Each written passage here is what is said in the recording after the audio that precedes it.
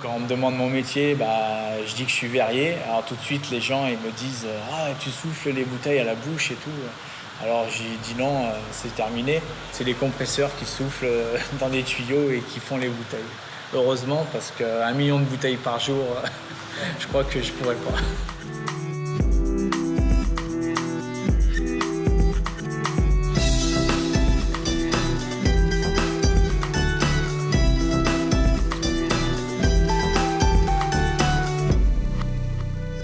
Jamais on s'imagine quand on fait une soirée ou un apéritif avec des amis que la bouteille représente autant de travail.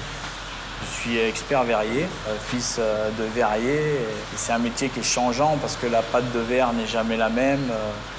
Donc c'est un métier à part. Il n'y a pas d'école pour fabriquer une bouteille ou fabriquer un pot. Et ça s'apprend sur le tas, quoi. Dans cette usine-là, on produit 1 million de bouteilles par jour. On va cueillir du verre, on fait une ébauche, on souffle, on la réchauffe, on la recuit et c'est parti. Ce sont les mêmes étapes qui ont plusieurs milliers d'années et qui sont aujourd'hui faites de façon industrielle. Cette usine, elle a été implantée à Béziers pour être au cœur du vignoble du Languedoc-Roussillon. C'est l'un des vignobles les plus importants au monde. C'est énorme. Les vins du Languedoc se sont très nettement améliorés. Nous les avons accompagnés dans cette montée de gamme. Vous êtes avec des amis et que vous avez plaisir à présenter une belle bouteille, un bel objet qui brille au soleil, vous la regardez, vous la débouchez, c'est quelque chose de sympathique, quoi. Vous versez, vous voyez le produit qui s'écoule, c'est beau. Nous sommes à l'entrée du site de Lagneux, spécialisé dans la production des pots en verre.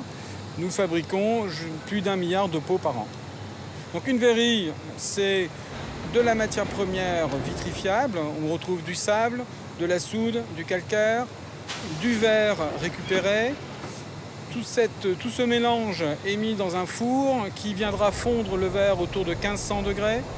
Et ce verre sera transporté vers des machines de formage qui fabriqueront les pots. On génère à peu près en direct autour de 350 emplois. Nous travaillons 24 heures sur 24, 365 jours par an. Et nous voulons nous assurer que la sécurité est le premier souci de l'ensemble des personnes qui travaillent dans l'entreprise. Nous sommes à la recherche, bien sûr, d'arriver à avoir aucun rejet à l'extérieur de notre site. Donc le calcin, c'est du verre recyclé, qui est de bonne qualité pour nous, pour être intégré dans le four. Le calcin, il va permettre de faire fondre le verre à plus basse température, de consommer moins, de rejeter moins de CO2. Ouais, donc de dépenser moins d'énergie. Ouais. Tous les articles qui seront produits seront contrôlés unitairement par différentes machines qui ont été développées spécifiquement pour contrôler ces articles. Si vous prenez un pot bébé, il a été étudié particulièrement pour être le plus, d'une part, facile à fabriquer et d'autre part, facile à contrôler. D'accord ?